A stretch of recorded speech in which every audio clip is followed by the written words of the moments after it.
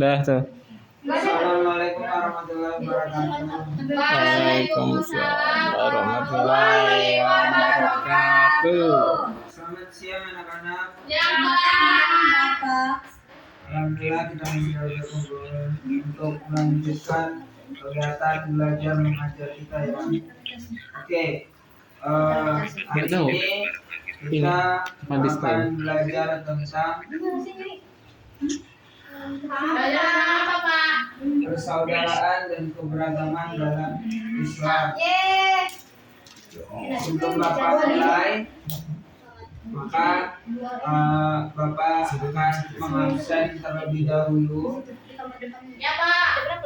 siapa-siapa yang tidak hadir pada hari ini. Ya, Pak. Yang pertama, Desi, Hadiro. Dian, Dian. Pak. Oke, masuk semua ya hari ini. Ya. Oke, selanjutnya, apakah anak-anak Bapak masih ada yang mengingat pembelajaran kita minggu lalu? Aku lupa, Pak. Tentang etika dalam bermedia sosial, Pak. Oke, bagus, masih ingat ya. Bagus. Oke, selanjutnya sebelum kita masuk ke dalam materi, Bapak akan membacakan tujuan pembelajaran kita pada pertemuan kali ini, yaitu menjelaskan kandungan Quran surat Al-Hujurat dengan benar. Selanjutnya mengidentifikasi nilai-nilai persamaan, derajat, dan keberagaman dalam Gunain yang baik ya. Selanjutnya Berpahalanya menunjukkan ngalir. sikap toleransi dan saling menghargai dalam kehidupan sehari-hari. Selanjutnya menerapkan prinsip ketakwaan sebagai tolak ukur kemuliaan dalam Islam.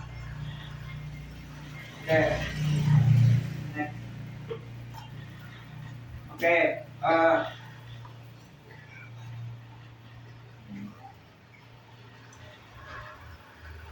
Selanjutnya sudah terlihat jelas di depan kalian itu ada ayat suci Al-Quran. Sekarang Bapak mau kita bersama-sama membacakan surat ini. Ayo, 1, 2, 3. Bismillahirrahmanirrahim. Ya ayyuhan nas. Inna khalaqnakum min dzakarin wa unsa wa Lakum syu'uban wa qabaila lita'arafu wa inna akramakum indallahi alimun khabir. Oke, itu artinya tolong Nak Disti bacakan. Artinya, wahai manusia, sesungguhnya kamu adalah menciptakan kamu dan seorang laki-laki dan perempuan. Kemudian kami menjadikan kamu berbangsa-bangsa dan suku-suku agar kamu saling mengenal. Sungguhnya yang paling mulia di antara kamu di sisi Allah adalah orang yang paling bertakwa. Sungguhnya Allah Maha Mengetahui dan lagi Maha Peneliti. Selanjutnya dari anak Bapak ada yang coba apa makna atau Bapak kandungan yang bisa kita petik dari ayat Al-Quran satu ini. Saya. Oke, ada. Jadi kita itu sama Allah tuh dijadikan berbangsa bersuku-suku itu ada mengenal, bukan walaupun kita beda suku, beda bangsa itu harus saling mengenal gitu, tidak boleh kayak kamu nih, iya jangan kelompok-kelompokan itu kamu nih, ini Batak ini Jawa, kayak itu nggak boleh Pak ya, itu nggak boleh Pak. Betul. Biasanya kan ada Pak yang ini Jawa. Iya ini bersuci kayak gitu. Oke, Bapak jelaskan lagi mungkin makna dari ayat Al-Quran yang tadi telah kita baca itu menunjukkan kita itu satu asal usul di mana Allah Subhanahu wa taala membuka ayat tadi itu menggunakan seruan ya ayyuhan nas, wahai manusia, bukan ya bukan wahai orang yang beriman, tapi ya ayyuhan nas, buat seluruh manusia yang ada di bumi ya Pak ya. Berarti ini untuk berlaku universal gitu kepada semua manusia, membedakan agamanya, sukunya, terus bangsanya atau status yang lain. Pada hakikatnya Allah menegaskan bahwa seluruh manusia berasal dari sumber perkataan yang sama, yaitu Nabi Adam dan Siti Hawa. Di sini yang bukan dari keturunan Nabi Adam dan Siti Hawa Nggak ada kan? Oke, next. Selanjutnya, perbedaan fisik dan budaya bukanlah tanda keunggulan. Jadi warna kulit, bahasa, bentuk wajah, budaya, adat istiadat itu kan suatu warga juga ya Pak ya. Itu termasuk itu termasuk keistimewaan keberagaman ciptaan Allah. Namun itu bukan suatu dasar kemuliaan atau kehinaan. Contoh, di sini ada yang kulit tidak putih, coklat, atau sawo matang. Nah itu bisa dijadikan sebagai suatu kehinaan. Kenapa? Karena di luar negeri cewek-cewek itu juga banyak yang lebih suka kita ini sawo matang gitu atau sebutnya coklat. Kesombongan berdasarkan garis keturunan adalah keliru. Dalam sejarah yang kita ketahui, banyak masyarakat termasuk bangsa Arab sebelum Islam datang itu membanggakan keturunan, membanggakan kabilah, membanggakan sukunya. Padahal itu tuh tidak baik, dan ketika Islam datang itu dihapuskan dalam Islam.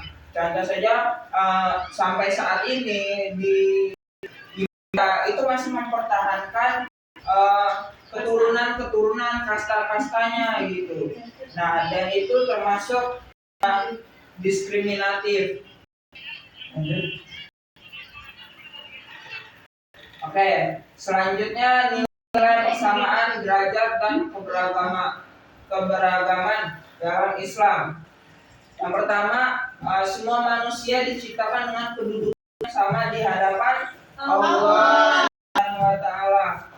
Jadi tidak ada satupun manusia yang secara hakiki itu lebih tinggi derajatnya atau lebih rendah hanya karena faktor-faktor lahirnya, seperti suku, bangsa, warna kulit, negara, atau